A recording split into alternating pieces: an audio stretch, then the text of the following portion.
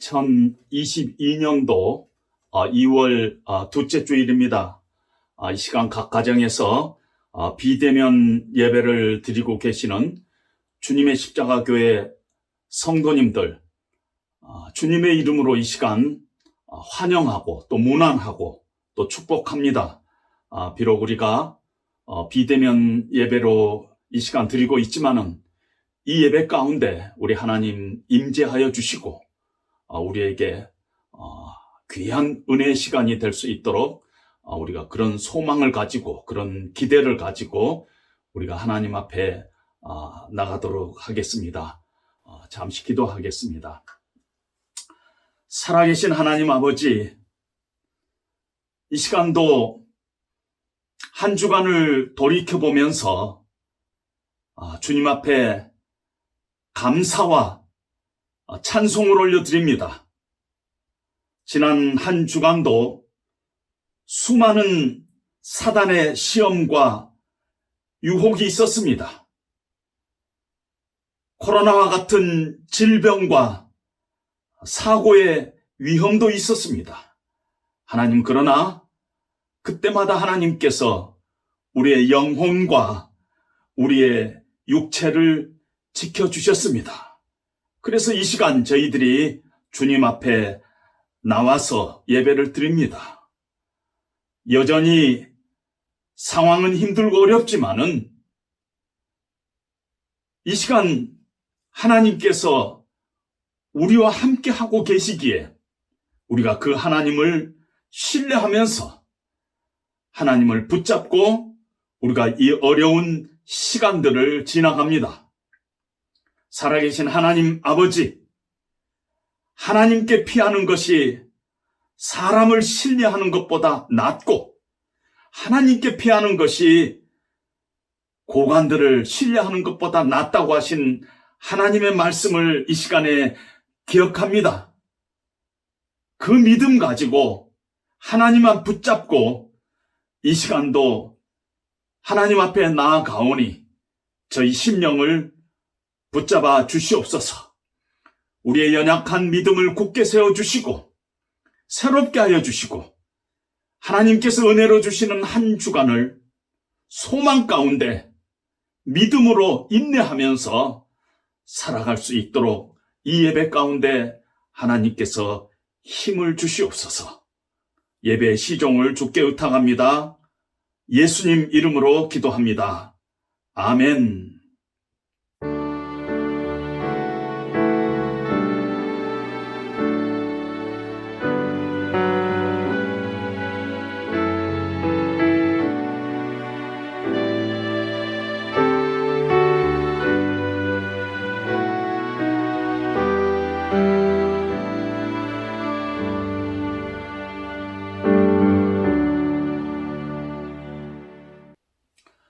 이 시간 사도신경으로 우리의 신앙을 함께 고백하시겠습니다.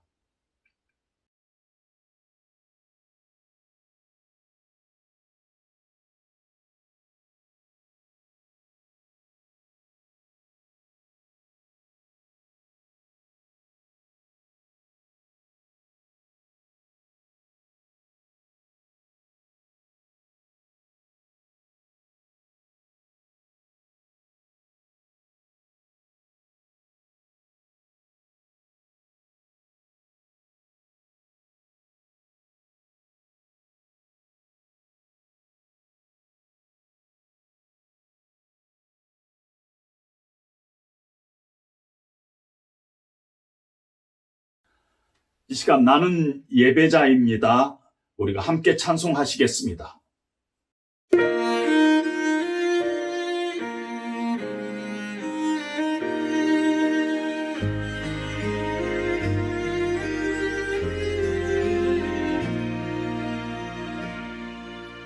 나는 하나님을 예배하는 예배자입니다.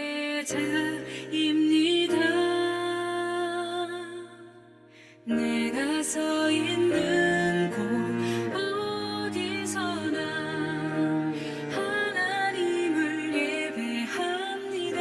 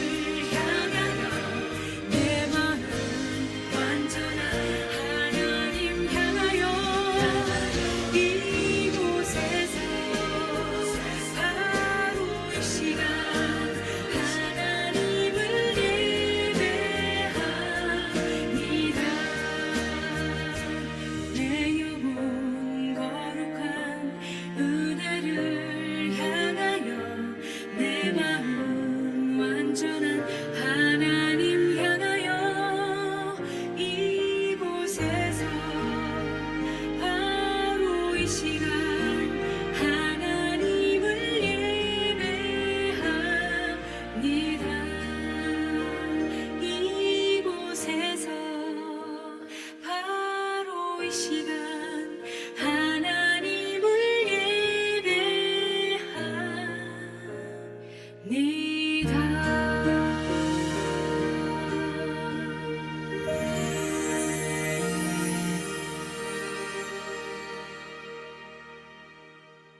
시간 가족분들 중에서 한 분이 대표로 이 예배를 위해서 기도해 주시고, 또 혼자서 예배 드리시는 분들은 개인적으로 또 이 예배를 위해서 기도해 주시기 바랍니다. 교회 소식 전합니다. 코로나19가 어려운 국면으로 다시 들어갔습니다. 오미크론의 확장으로 인해서 5만 명 이상의 사람들이 확증되어 있는 그런 상황입니다. 사태가 생각보다 심각한 상황에 있습니다. 그럼에도 불구하고 우리 당회는 목사님과 장로님들 함께 모여서 이제 3월부터는 어떠한 일이 있더라도 우리가 대면 예배를 드려야 되지 않겠는가 하고 저희들이 참 기도하는 가운데 있습니다. 어떤 일이 있더라도 우리는 개인 방역에 철저하게 우리가 방비를 하고, 또 예배 환경도 더욱더 튼튼하게 해서 우리가 대면 예배로 시작하기를 소원합니다. 물론 소그룹 모임과 또 예배 후에 또 여러 작은 모임들을 우리가 계속 가질 수가 없습니다. 식사도 우리가 할 수 없지만은, 그러나 예배는 우리가 시작해야 되겠다 하는 그런 마음의 다짐들을 갖고 있습니다. 이를 위해서 여러분들이 기도해 주시고, 또 함께 3월부터는 대면 예배에서 만날 것을 우리가 기대하면서 남은 2월을 우리가 믿음으로 인내해 주시기를 부탁드립니다. 이 시간 하나님의 말씀은 사도행전 27장 1절로부터 25절까지 말씀입니다. 사도행전 27장 1절로부터 25절까지 말씀입니다. 제가 대표로 봉독하겠습니다. 좀 길긴 하지만은 제가 대표로 봉독합니다.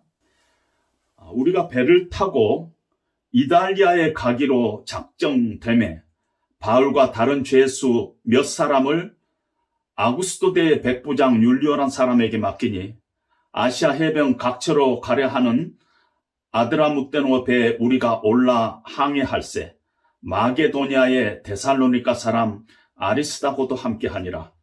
이튿날 시돈에 대니 율리오가 바울을 친절히 대하여 친구들에게 가서 대접받기를 허락하더니, 또 거기서 우리가 떠나가다가 맞바람을 피하여 구브로 해안을 의지하고 항해하여 길리기아와 밤빌리아 바다를 건너 루기아의 무라시에 이르러 거기서 백부장이 이달리아로 가려 하는 알렉산드라 배를 만나 우리를 오르게 하니, 배가 더디가 여러 날 만에 간신히 니도 맞은편에 이르러 풍세가 더 허락하지 아니하므로 살몬의 앞을 지나 그레데 해안을 바람막이로 항해하여 간신히 그 연안을 지나 미항이라는 곳에 이르니 라세아시에서 가깝더라. 여러 날이 걸려 금식하는 절기가 이미 지났으므로 항해하기가 위태한지라. 바울이 그들을 권하여 말하되, 여러분이여, 내가 보니 이번 항해가 하물과 배만 아니라 우리 생명에도 타격과 많은 손해를 끼치리라 하되, 백부장이 선장과 선주의 말을 바울의 말보다 더 믿더라.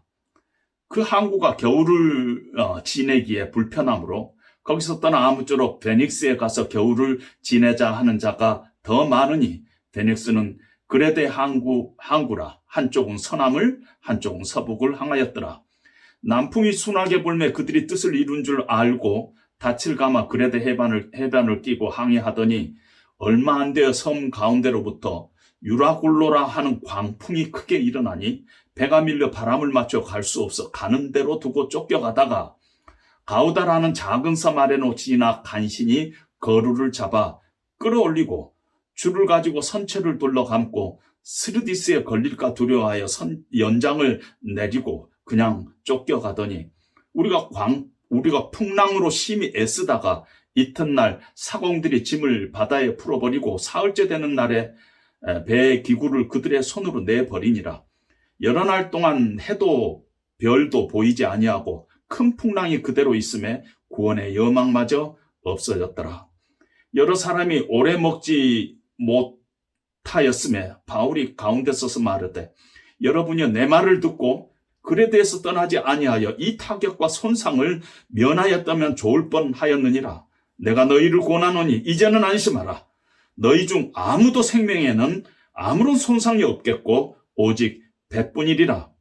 내가 속한 바 곧 내가 섬기는 하나님의 사자가 어젯밤에 내 곁에 서서 말하되 바울아 두려워하지 말라. 네가 가이사 앞에 서야 하겠고 또 하나님께서 너와 함께 항해하는 자를 다 네게 주셨다 하셨으니 그러므로 여러분이여 안심하라. 나는 내게 말씀하신 그대로 되리라고 하나님을 믿노라. 아멘. 우리 대통령 선거가 한 달도 채 남지 않았습니다. 매스컴을 통해서 여야 대선 주자들을 바라보면서 누가 당선되든지 한국의 미래가 참 소망적이지 않다 하고 생각하는 사람들이 참 많은 것 같습니다. 이 시대의 진정한 리더십이 실종되었다 하고 말하는 사람들도 많습니다. 이러한 작금의 이 현실 앞에서 세상으로 부름받는 우리 크리스찬으로서의 어떤 리더십은 정말 지금 건강한가? 아니면은 크리스찬의 리더십이 지금 실종되어 있는가? 우리가 점검해야 할, 그래서 다시 새롭게 우리가 시작해야 할 시대적이고 신앙적인 그런 요청 가운데 우리가 있습니다. 리더십이라 하는 말은 영어 단어입니다. 한국말로 번역하면 지도력, 통치력 이렇게 번역할 수 있는데 사실 한국말로 번역할 필요가 없을 만큼 리더십이란 단어는 우리에게 이미 익숙해진 단어인 것입니다. 한국은 잘 모르겠습니다만 미국에는 대학에 리더십 학과가 있는 대학이 꽤 있습니다. 뿐만 아니라 리더십으로 박사학위 논문을 쓰고 또 학위를 받는 사람도 종종 주변에서 봅니다. 이렇게 세상 속에서도 리더십을 얘기하지만은 기독교 안에서도 오래전부터 리더십에 대한 얘기가 있었습니다. 바울의 리더십, 또 다윗의 리더십은 어땠는가? 모세에게서 우리가 배울 수 있는 모세 리더십은 어떤 것이 있는가? 또 얼마 전에 우리가 통독에서 봤던 느헤미야의 그 리더십, 그 원리는 뭐고 그 특성은 뭔가 하는 그런 연구들이 많이 있습니다. 예수님에게서부터 우리가 배울 수 있는 리더십은 뭔가 해서 Jesus CEO라는 제목을 가진 책도 나오고 있는 그런 상황입니다. 이렇게 세상 속에서나 우리 기독교 안에서 리더십에 대한 얘기들이 많이 있는데 우선 성경적 리더십을 우리가 이야기하기 전에 리더십에 대한 만연된 오해 하나를 우리가 풀고 가야 할 줄로 압니다. 많은 사람들이 리더십을 아직도 어떤 자리 혹은 위치라고 생각하는 사람들이 많이 있습니다.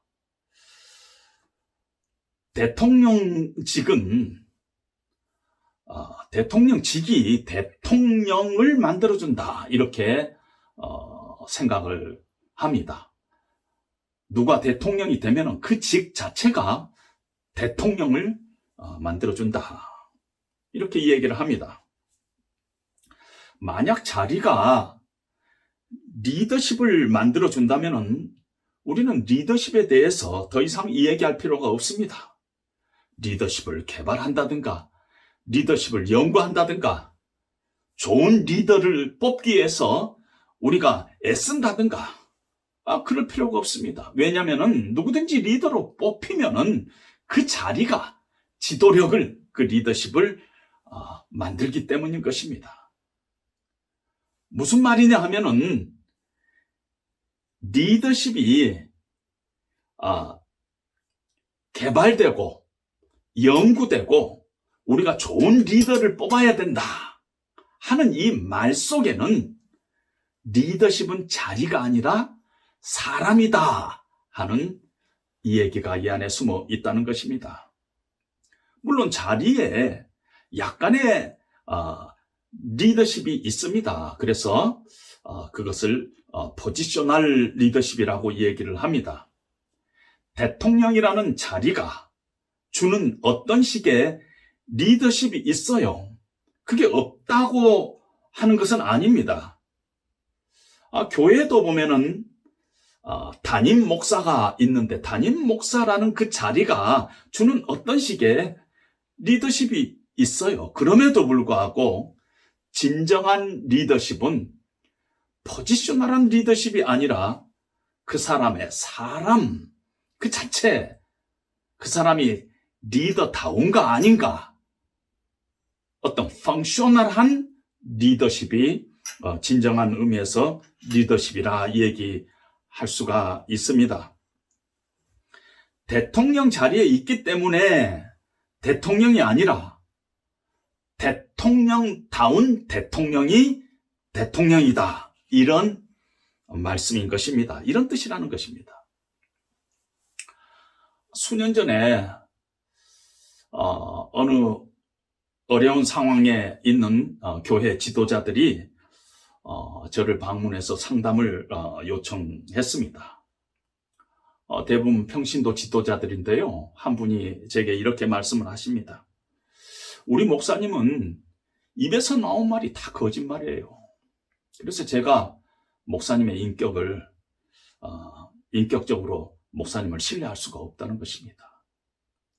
그랬더니 그 옆에 계신 분이 이렇게 얘기합니다. 인격적인 신뢰는 그만두고라도 나는 우리 목사님이 정신병자라고 생각합니다. 이렇게 얘기를 하는 것입니다. 이렇게 되면은 목사 아니라 목사 할아버지라도 이미 끝난 얘기가 아니겠습니까? 목사다워야지 목사지. 목사면 다 목사냐. 이런 얘기를 하는 것입니다. 이렇게 되면은 포지셔널한 리더십은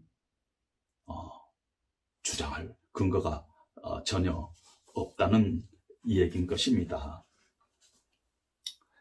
리더십은 자리가 아니라 리더십은 사람이다 하는 것을 우리는 먼저 정리를 해야 할 줄 압니다. 리더십에 관해서 수많은 연구와 책을 쓴 존 맥스웰이라는 목회자며 학자는 그 책 서두에 이렇게 얘기를 합니다. 리더십은 영향력이다. 이렇게 얘기를 합니다. 진정한 리더십은 영향력이라는 것이에요. 오늘 우리가 읽은 본문에 보면은 바울이 아주 탁월한 리더십을 발휘하고 있는데요. 바울이 지금 리더십을 발휘할 자리에 있지가 않습니다. 바울은 지금 죄수예요. 끌려서 지금 따라가는 위치에 있어요. 교수가 아니에요. 죄수예요. 죄수는 자기 마음대로 결정할 수가 없습니다. 따라가는 정도가 아니라 끌려가는 사람이에요. 가장 낮은 자리에서 아무 힘도 발휘할 수 없는 그 포지션이라는 것은, 그 자리라는 것은 아주 말단에 있는 그런 상황에 있습니다. 그런데 오늘 사도행전 27장에 보면은 바울의 리더십이 아주 놀랍도록 두드러지게 드러나고 있습니다. 본문에 보니까 배에 올라탈 때 백부장이 제일 먼저 올라타고 또 그 다음에 군인들이 올라타고 배에 그 다음에 또 선장이 배에 타고 그 다음에 제일 마지막으로 바울이 탑니다. 보통은 배에서 선장이 제일 먼저 배에 타면서 가장 그 높은 위치에 있지만은 오늘 여기에 나오는 율리오라는 사람은 100명의 군사를 거느리고 있는 장수인데 특별한 장수입니다.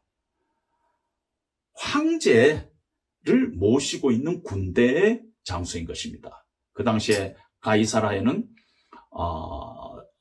요즘 같으면 총독부 같은 것이 있어가지고 거기에 군사를 지고 있었던 실권이 있는 아주 그런 유능한 장수인 것입니다. 그러다 보니까 백부장이 제일 먼저 배에 탔습니다. 근데 내릴 때 보니까 바울이 제일 먼저 내리고 그 다음에 백부장이 내리고 그 다음에 선장이 내리고 있는 것을 봅니다. 배가 풍랑을 만났을 때 그 풍랑이 있는 내내 누가 이 배를 이끌고 있느냐면은 선장이 아니라 죄수인 바울이 배를 이끌고 있다는 것입니다. 바울의 위치가 죄인이에요. 바울의 자리가 죄인이에요. 전혀 리더십을 발휘할 수 없는 그 자리인데 바울이 먹으시오, 이렇게 하시오 하면서 배를 끌고 가고 있다는 것입니다. 이 말씀은 리더십이 자리에서 나오는 것이 아니다 하는 것을 우리에게 단적으로 보여주고 있습니다. 어떤 자리에 있어도 숨길 수 없이 나오는 리더십은 그 사람의 영향력입니다. 오늘 바울은 그 배 안에서 막강한 영향력을 발휘하고 있어서 비록 죄수의 몸이지만은 리더십을 발휘하고 있는 것을 우리는 봅니다.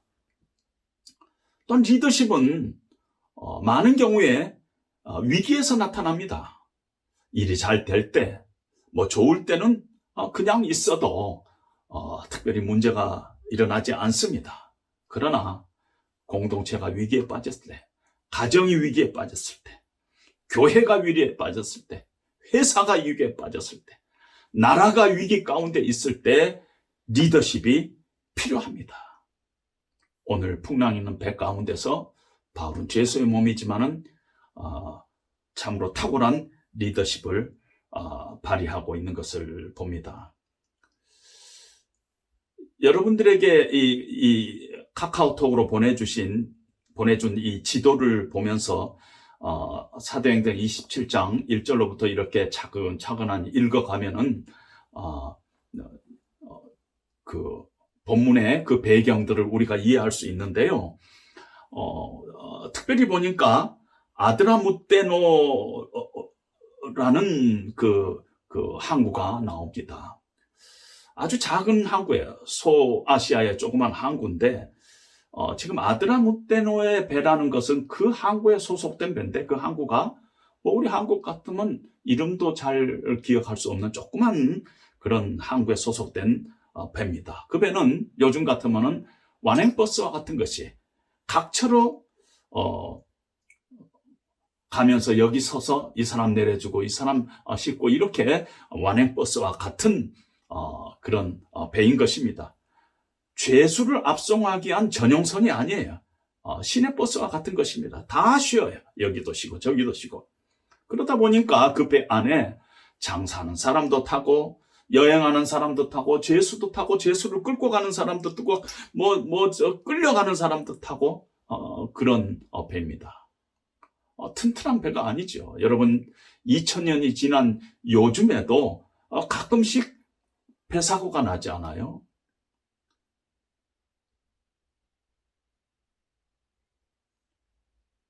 우리는 잘 관심이 없어서 배 사고가 나는가 잘 모르지만 요즘도 자주자주 배 사고가 납니다. 제가 초등학교 시절에 6학년 때 수학여행을 가는데 목포라는 항구에서 제주도까지 가는 배를 타고 수학여행을 가게 됐습니다. 아마 6학년들이 한 150명 정도 되나요? 새학급이었으니까 150명 정도가 한 6시간 정도의 배를 타고 제주도까지 수학여행을 가는데 저희들은 배 제일 아래 지하에 큰 방이 있는데 거기에다가 가둬놓고 자물쇠로 잠궈버려요. 밤새도록 뒹굴다가 새벽녘에 제주도에 도착한 기억이 납니다. 나중에 이렇게 들어보니까 왜 이렇게 자물쇠를 채우냐면은 배 사고가 나면은 시체 다 한 번에 건지기 위해서 그렇다는 거예요. 지금은 자동차 사고가 우리가 자주자주 접하지만은 저는 항구에서 태어나서 그 당시에는 참 배 사고가 많았습니다. 그런 작은 배, 아드라무떼노 이 배를 타고 가다 보니까 항해를 하는데 해변을 가까이에서 끼고 이렇게 항해를 합니다. 왜냐하면 위험하니까 좀 큰 바다로 나가면. 그래서 루기아의 무라성에 도착해가지고 거기서 조금 더 큰 배로 갈아탑니다.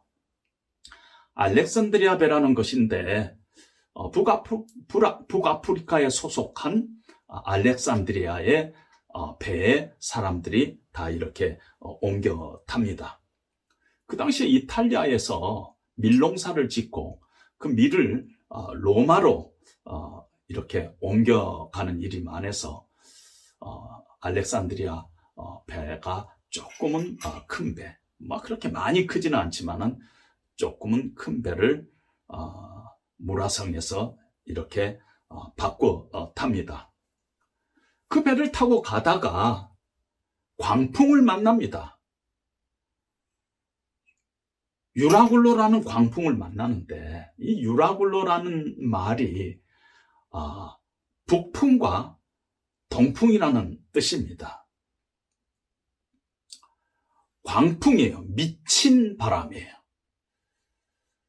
이 알렉산드리아 배가 이렇게 가다가 남풍을 만나서 남풍을 만나서 좀 순항을 하겠구나 하고 가다가 바로 동풍과 북풍인 유라굴로를 만나가지고 완전히 배가 뒤집히는 지경에까지 가는 그런 미친 바람을 태풍을 그 광풍을 만나게 됩니다.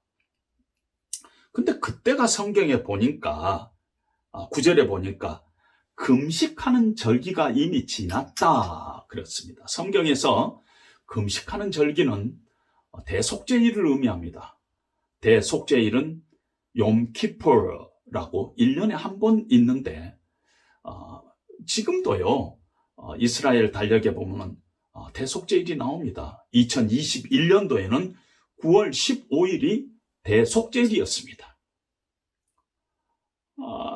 근데 그때는 이미 대속죄일이 이미 지났다는 것이에요. 그동안에 여기저기서 너무 지체를 해가지고 대속죄일이 지났는데 지금 광풍을 만났다는 것입니다. 이 광풍이 그 지역에 9월 중순에 이렇게 유라굴로라는 광풍이 있다는 것이 지난 2000년 동안 성경 외에는 어떠한 곳에서도 있지 않았습니다. 그래서 해양학자들이, 기후학자들이 한번 조사를 해봤어요. 그 배를 타고 가면서 9월 중순이 지나서 한 10월 달에 지중해 연안을 이렇게 가는데 정말 광풍이 있는 것이, 성경에서 이 얘기하는 광풍이 그때 부는 것입니다. 그래서 기상학자, 해양학자들이 정말 성경은 믿을 만한 책이라 하고 얘기하는 그런 기사들을 제가 본 적이 있습니다. 그러다 보니까 지금도 성지순례를 가는 사람들이 9월 중순이 지나고 나면은 반모섬 쪽으로 가지를 않습니다. 왜냐하면 지금도 9월 중순이 지나고 나면은 광풍이라는 것이 있기 때문에. 그런데 이미 금식하는 절기 9월 중순이 이미 지나가지고 10월 달로 접어들었다는 것이에요. 그래서 광풍을 이제 만났다. 이런 표현을 성경에 쓰고 있습니다. 그래서 지금 이들이 절대절명의 위기에 빠집니다. 배가 뒤집힐 위기에 빠진 것입니다. 그럼 위기를 만나면, 밖에서부터 위기를 만나면은 안에도 위기가 생깁니다. 여러분, 밖에서 사업은 잘 안 되는데 가정은 늘 행복하고 감사가 넘치고 그렇습니까? 가정에서도 참 서로 갈등이 생기고 싸움도 일어나고 그러지 않습니까?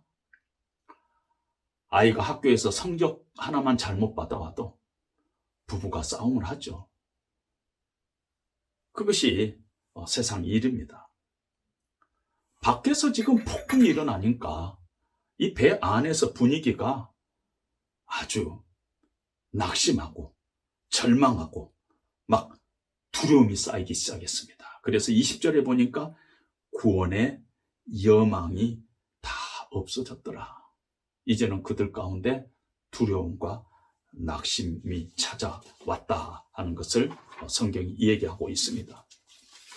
근데 이런 어려운 상황 가운데서 선장도 안 보이고 백부장도 안 보이는 것이 바울이 리더십을 발휘하고 있습니다. 죄수인데 여러분 걱정하지 마시오. 음식을 먹고 힘을 내야 합니다.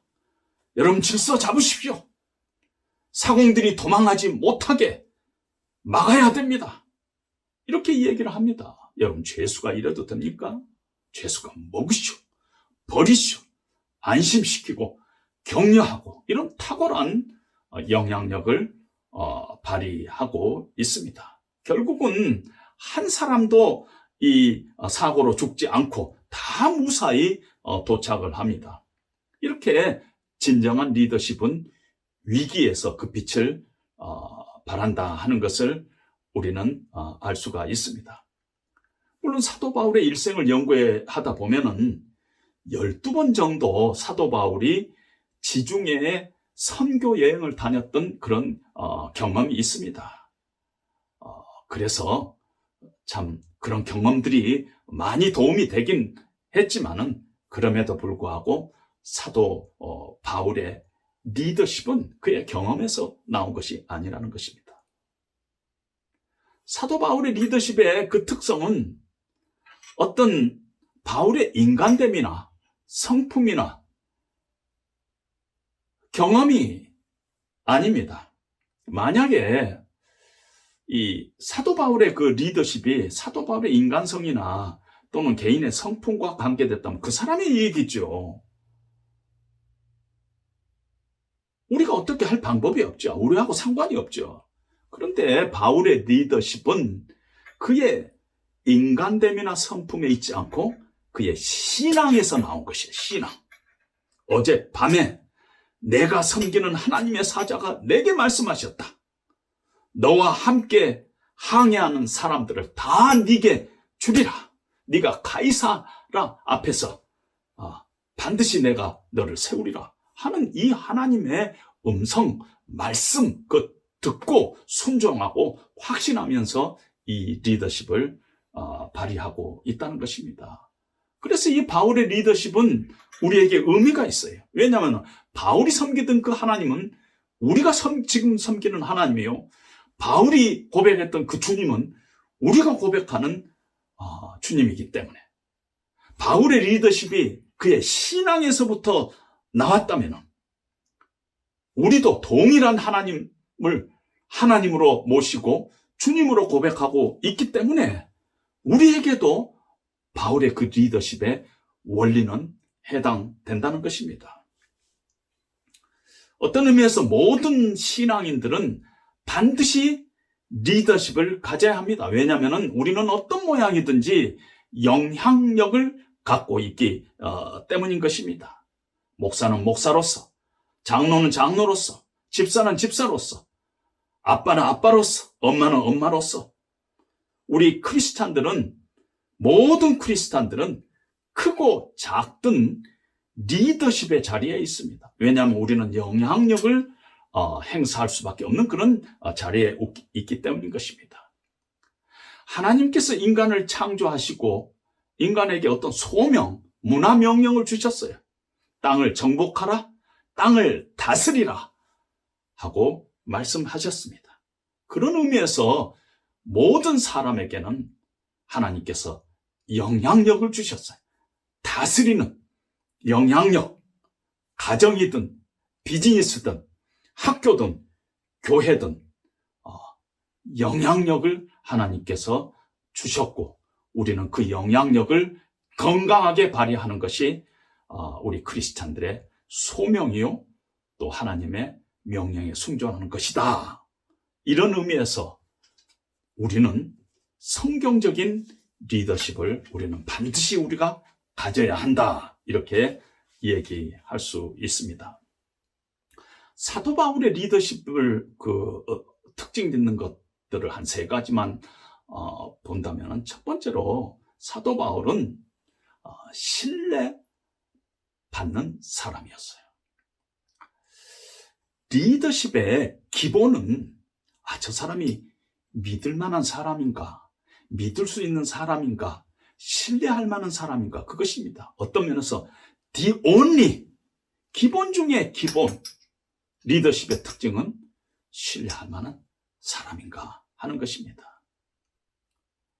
사도 바울은 죄수의 몸인데도 불구하고 어마어마한 신뢰를 받고 있는 것을 우리는 봅니다.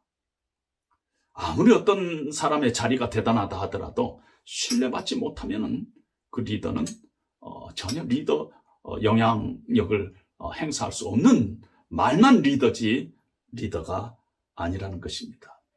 신뢰받는 사람이었어요. 가이사라에서 한 100km 떨어진 시돈에 도착해서 그날 하룻밤을 이제 자야 되는데, 시돈에 바울의 친구들이 있었어요. 그런데 백부장이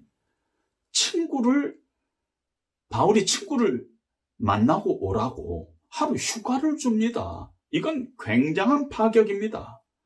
왜냐하면 로마법에 죄수를 놓치면은 그 죄수를 호송하고 있는 군인은 사형입니다.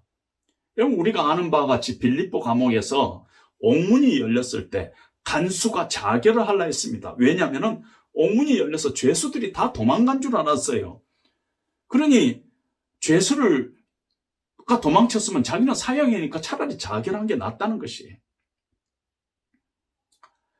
배가 깨질 때, 오늘 사도행전 27장에도 보면 배가 깨질 때 군사들이 도망가는 죄수들을 죽이자 그랬어요.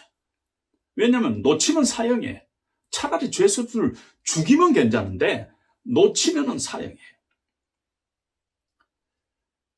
이 사도 바울이 어떤 의미에서 지금 중범죄자 아닙니까? 로마까지 호송돼서 거기서 재판을 받기 위해서 호송돼 가고 있는 중범자인데, 백부장이 사도 바울에게 시돈에 내려서 친구들 만나고 와라 이렇게 이야기합니다. 아니, 어떻게 이런 일이 있을까요? 백부장이요, 사도 바울을 믿었어요. 신뢰했어요. 사도 바울의 그 인격의 투명성에 대한 믿음이 있었어요.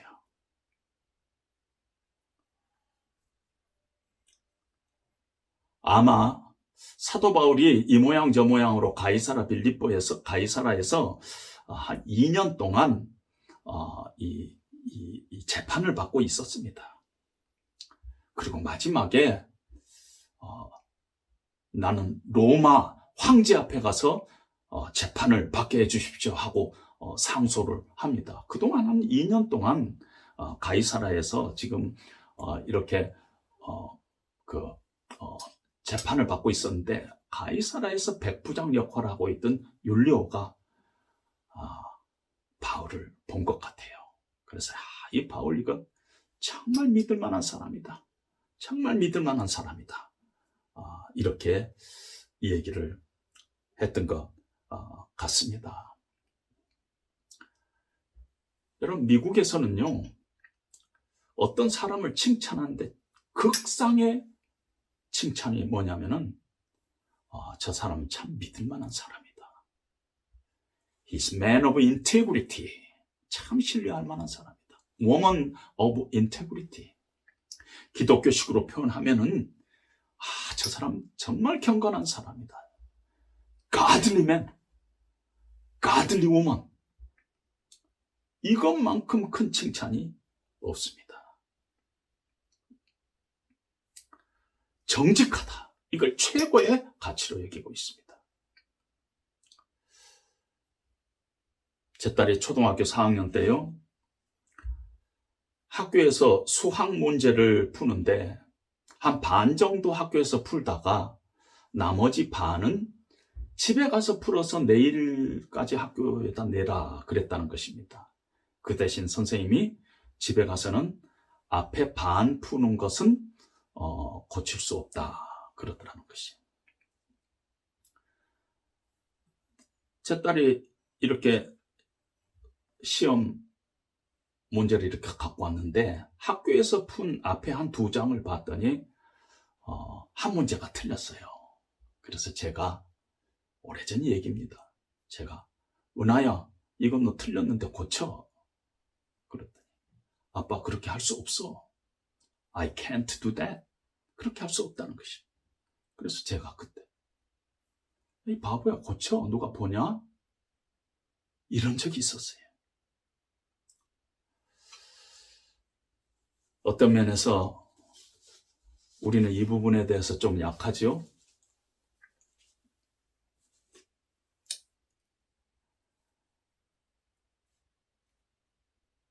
기독교가 세상 사람들로부터 비판을 받을 수 있습니다. 그런데 만약에 세상 사람들이 우리 기독교인을 비판하는데, 참 기독교인들은 기독교인인데 참 거짓말을 너무 잘한다. 세상 사람들보다 교인들이 더 못 믿겠다. 더 거짓말 잘한다. 이건 심각한 것입니다. 왜냐하면 크리스찬의 정체성은요, 정직이에요. 크리스찬의 정체성은 내가 하나님 앞에 있다는 것이에요. 코람데오, 내가 하나님 앞에 있다는 것이에요. 내가 세상 사람들을 속일 수도 있고 내 자신까지도 속일 수도 있지만은 하나님은 속일 수 없다. 이것이 크리스찬의 정체성이에요. 그런데 내 신앙이 세상 사람들이 나를 보는 나의 정체성에 정직하지 않다. 거짓말을 밥 못한다. 세상 사람들보다 더 거짓말을 잘한다. 이건 아주 심각하다는 것입니다. 정말 우리가 좋은 크리스찬으로 살아가기 하고 싶으면 정말 내가 하나님 앞에서 살아가고 있는가? 나는 신뢰받을 만한 사람인가? 여기에 우리의 신앙을 걸어야 할 줄도 모른다는 것입니다. 이건 모든 크리스찬들에게 요구하고 있는 하나님의 요구인 것입니다. 바울은요, 이런 신뢰를 가졌어요. 그래서 백부장이 바울이 돌아오지 않으면 자기가 목숨까지도 위험한데도 갔다 오라는 것이에요. 왜냐하면 바울이 온다면은 온다는 것이에요. 난 저 사람 믿는다는 것이. 시체가 돼서라도 온다고 약속한 사람은 온다는 것입니다. 바로 이런 신뢰가 리더십에서 가장 기본이 되는 것입니다. 부모의 그림자가 언제 깨지냐면은 우리 자녀들이 우리 엄마 아빠가 거짓말을 자주 하는구나. 이럴 때 부모의 그림이 깨져버리는 것입니다. 여러분, 우리는 크리스찬이지만은 부족할 수 있어요. 잘못할 수 있어요. 판단을 잘못할 수도 있고 실수할 수도 있고 때로는 죄를 지을 수도 있어요. 그러나 이 신뢰를 우리의 가장 큰 하나님 앞에서의 나의 신앙의 이 기초다 하는 그것을 예외를 우리가 인정할 수 없다는 것입니다. 거기에 예외는 없다는 것입니다. 그럼 요셉을 보세요. 종이었어요. 죄수였어. 감옥에 있었어요. 그런데 가는 곳마다 영향력을 발휘하고 있습니다. 왜? 왜 그런 영향력을 발휘하냐? 요셉은 man of integrity, 신뢰할 만한 사람이었기 때문인 것입니다. 우리 크리스찬들이 정말 세상으로부터 정말 크리스찬은 정직하다. 이걸 우리가 회복해야 될 줄로 압니다.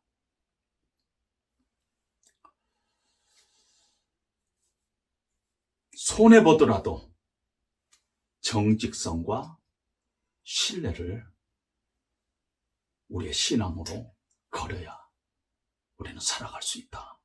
우리 크리스찬이 살아가는 길이다 하는 것을 우리가 잊지 말아야 할 줄로 압니다. 두 번째로 사도 바울의 그 리더십 중에서 어떤 특성적인 것을 보면은 사랑을 받고 있어요. 지금 로마로 압송하는 배 가운데 있는데 1절에 보니까 우리가 이런 표현을 우리가 근데 이 사도행전은 누가 썼냐면은 누가가 썼어요. 지금 이 배 안에 누가가 있다는 것이에요. 뿐만 아니라 데살로니가 사람 아리스다고도 같이 있어요. 아리스다고는 일편단심 바울을 따라다녔던 사람입니다. 에베소에서 그 소요가 일어났을 때 아리스다고도 바울과 함께 잡힙니다. 바울과 같이 있었어요. 그래서 같이 잡히면서 감옥 속에서 맞아 죽을 뻔했었어요.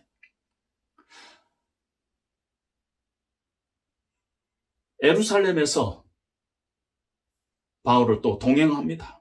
그래서 가이사라에서 2년 동안 지금 바울이 감옥에 갇혀 있는데도 지금 함께 갇혀 있고 로마로 압송될 때도 같이 배에 타고 있어요. 아리스다고가. 그래서 골로새서 4장에 보면은 나와 함께 갇힌 아리스다고라는 그런 표현을 쓰고 있습니다.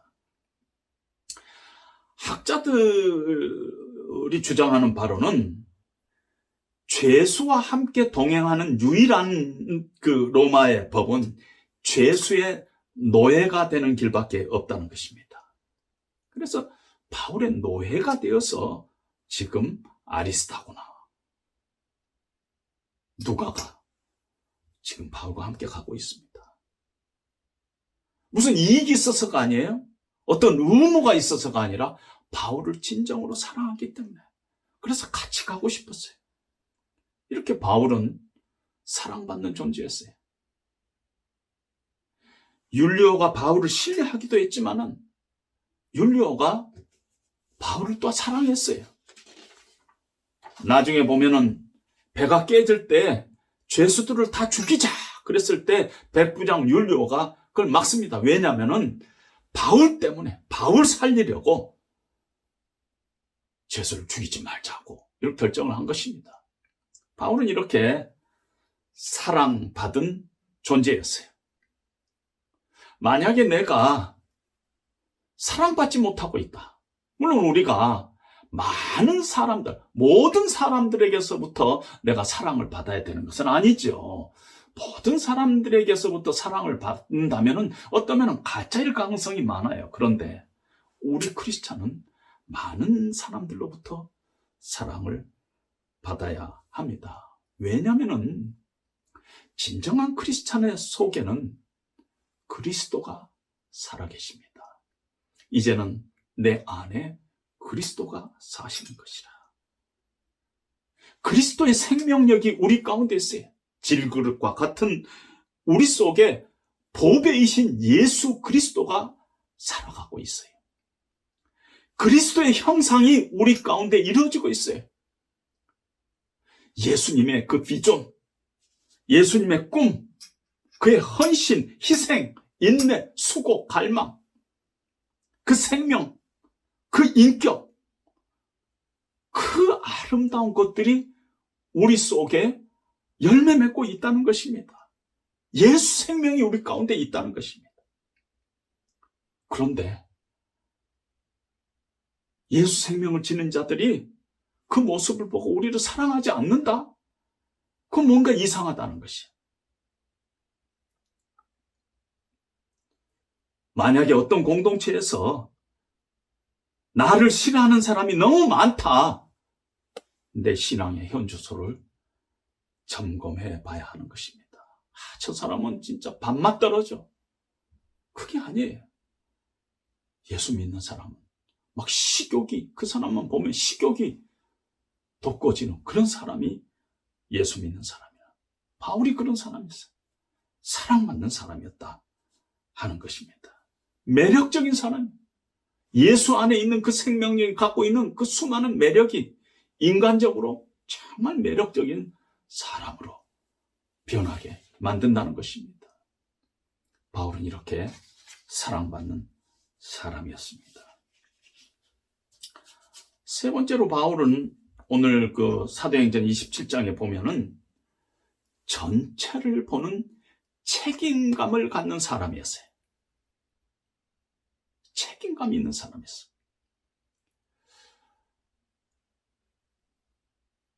오늘 10절에 보니까 바울이 여러분이요, 이번 항해가 위험합니다 하면서 사람들 앞으로 나옵니다.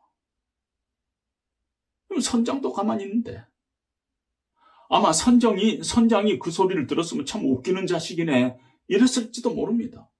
왜냐하면 죄수는요, 자기만 생각하면 되는 사람들이에요. 자기만 생각. 내가 죄수니까, 내가 자평하는 사람이니까 자기만 생각해야 되는 사람이 죄수예요. 그런데 지금 죄수인 사도 바울은 공동체를 바라보면서 위태롭다, 함께 걱정하고 함께 뛰어들고 함께 희생하고 그런 모습을 봅니다.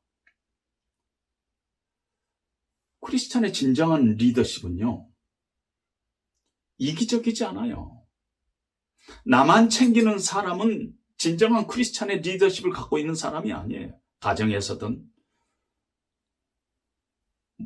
직장에서든지 교회에서든지 큰 그림, 하나님의 나라를 늘 생각하고 이 세상 전체가 하나님의 주권 아래 있다, 그렇게 생각하면은 우리나라, 우리 교회, 우리 가정, 내 가정, 여기에 국한되지 않고 다른 사람들, 다른 공동체, 다른 나라, 하나님의 나라, 이렇게 우리의 시선을 넓혀가야 된다는 것입니다. 바울은 이런 전체를 바라보는 책임감 있는 사람이었습니다. 가만히 보면은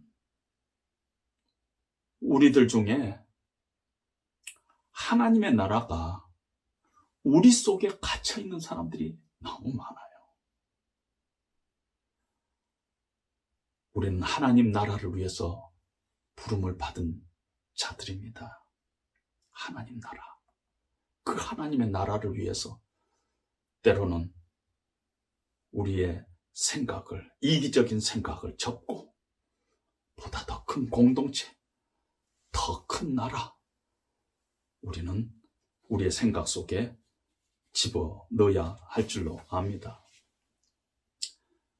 결론으로 말씀드립니다. 진정한 리더십은, 특별히 우리가 사도 바울에서 배울 수 있는 진정한 리더십은 정말 신뢰받은 사람, 사랑받는 사람, 예수 인격이 그 안에 있기 때문에, 예수 생명이 있기 때문에 그 인격성이, 신앙 인격성이 참 매력 있는 사람, 그 사람 안에 그리스도의 형상이 이루어지고 가고 있기 때문에 사랑스럽지 않을 수가 없어요. 더 큰 공동체, 하나님의 나라를 위해서 책임적인 삶을 사는 사람. 그것을 하나님께서는 우리에게 기대하고 있다는 것입니다.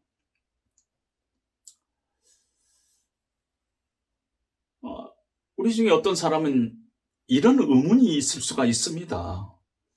목사님, 세상 속에서도 정직한 사람 많이 있잖아요. 예수 안 믿는 사람 중에서도요.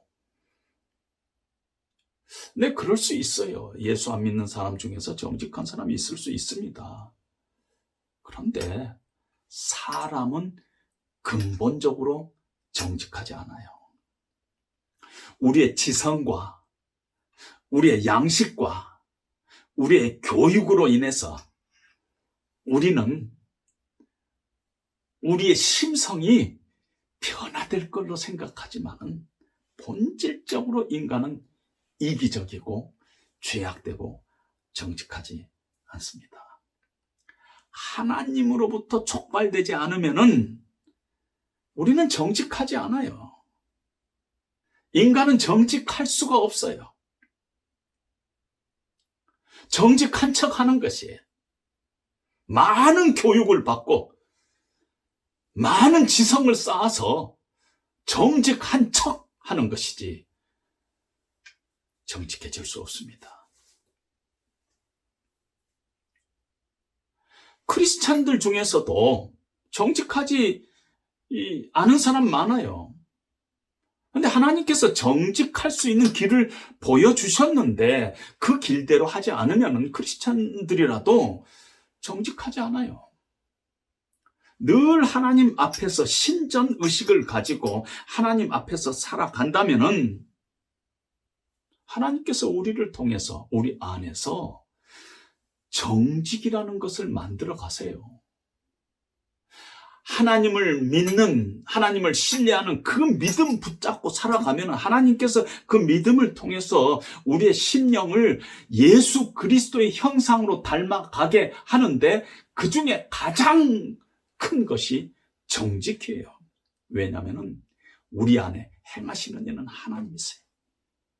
우리 안에 예수 그리스도의 생명이 꿈틀거리고 있는데 내 안에 그리스도가 살아계시는데 신실하신 하나님, 정직하신 하나님이 내 안에서 일하고 계시고 내 안에서 내주하고 계시는데 내가 하나님을 믿는 믿음 안에서 온전히 붙잡혀만 있으면은 나는 정직하지 않은데 하나님께서 나를 정직한 사람, 신뢰받을 수 있는 사람, 그래서 사랑받을 수 있는 사람으로, 그래서 우리의 생각을 보다 더 큰 생각을 갖는 사람으로, 책임적인 사람으로 우리를 만드십니다. 그래서 늘 우리는 우리의 연약함과 우리의 실패를 가지고 주님의 은총 앞으로 나가야 합니다. 우리의 약함 가운데 역사하시는 하나님의 강함을 우리는 늘 붙잡으면서 우리가 하나님 앞에 믿음으로 나가면은 하나님께서 반드시 우리를 정직한 사람으로 만드실 거예요. 예수 그리스도가 우리를 반드시 신뢰받을 수 있는 그런 사람으로 만들 것이죠. 성령 하나님께서 내 안에서 반드시 우리의 심령을 새롭게 하시사 우리를 하나님 앞에서 살아가는 정직한 사람으로 우리를 만드실 것입니다. 그래서 늘 우리는 하나님, 제가 믿기를 원하나이다. 하나님, 내 안에 믿음이 없습니다. 하나님 믿음을 더하여 주시옵소서. 그런 마음으로, 그런 자세로 늘 하나님의 은혜의 보좌 앞으로 우리가 나가야 될 줄로 압니다. 2022년도 오직 믿음으로 내가 살리라. 이렇게 우리는 2022년도를 주님의 십자가교회 모든 성도님들이 그 각오로 한 해를 시작했습니다. 믿음이 아니고서는 하나님을 기쁘시게 못합니다. 그 믿음 붙잡고 하나님께서 우리에게 소명하신, 하나님께서 우리에게 기대하신 그 크리스찬 리더십, 그 리더십을 가진 사람, 바울처럼 신뢰받는 사람으로, 사랑받는 사람으로, 책임적인 삶을 사는 사람으로 우리가 바꾸기를 소원하면서 한 해를 우리가 하나님 앞에 아름답게 드리는 저와 여러분들이 되시기를 주님의 이름으로 축원드립니다. 아멘. 주님의 마음을 본받는 자, 우리가 함께 찬송하시겠습니다.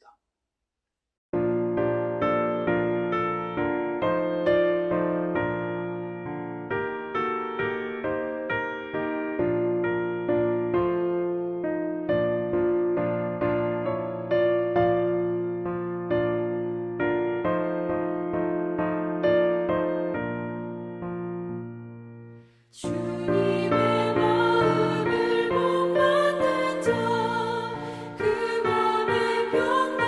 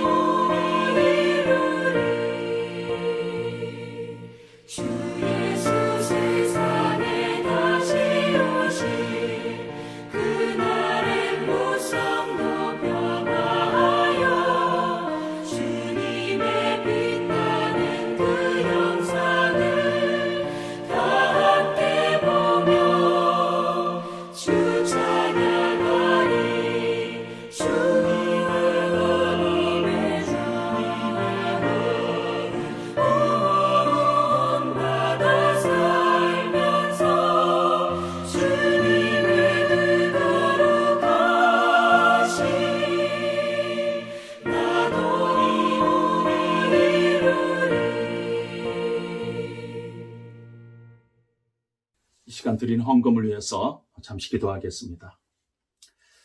하나님 아버지, 우리가 받은 은혜,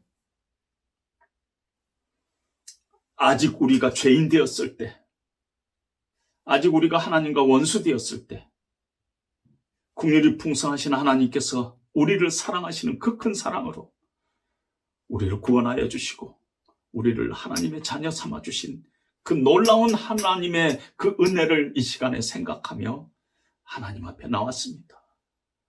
특별히 코로나19의 어려운 가운데서도 우리에게 믿음 주셔서 2022년도를 오직 믿음으로 내가 살리라 하는 그런 결단을 가지고 우리가 시작할 수 있도록 하나님 은혜 주신 것 감사합니다. 2000년 전에 하나님께서 친히 사도 바울을 통해서 기록한 이 아름다운 성경의 이야기들, 오늘 우리가 그 사도행전을 우리가 펼치면서 다시 하나님의 섬세한 손길을 우리가 경험할 수 있어서 참으로 감사합니다. 오늘을 살아가고 있는 우리에게 주시는 하나님의 은혜와 축복이 너무너무 많고 감사해서 저희들의 생업의 일부를 이 시간에 주님 앞에 올려드립니다.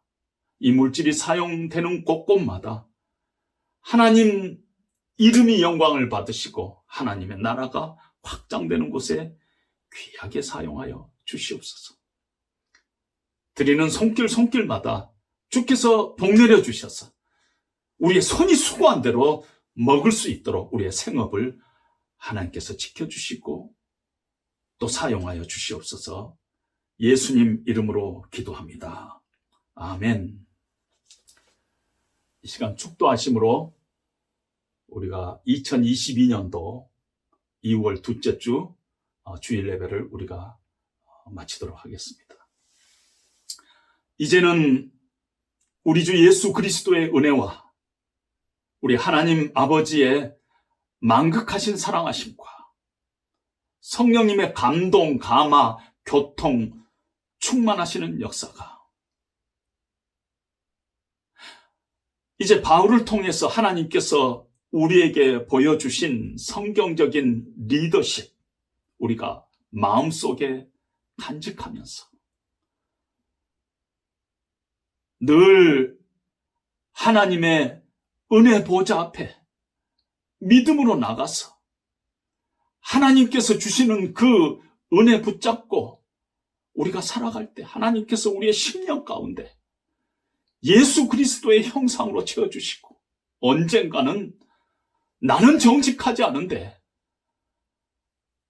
세상이 나를 향해서 정직한 사람, 하나님께서 욥을 향해서 그는 정직한 사람이라고 칭찬한 것 같은 그런 모습으로 우리가 바뀔 것을 기대하면서 늘 믿음으로 결단하고 믿음으로 살아가기로 작정하고 돌아가는 사랑하는 주의 백성들 머리 위에 이제로부터 영원토록 함께 하시기를 간절히 축원하옵나이다. 아멘.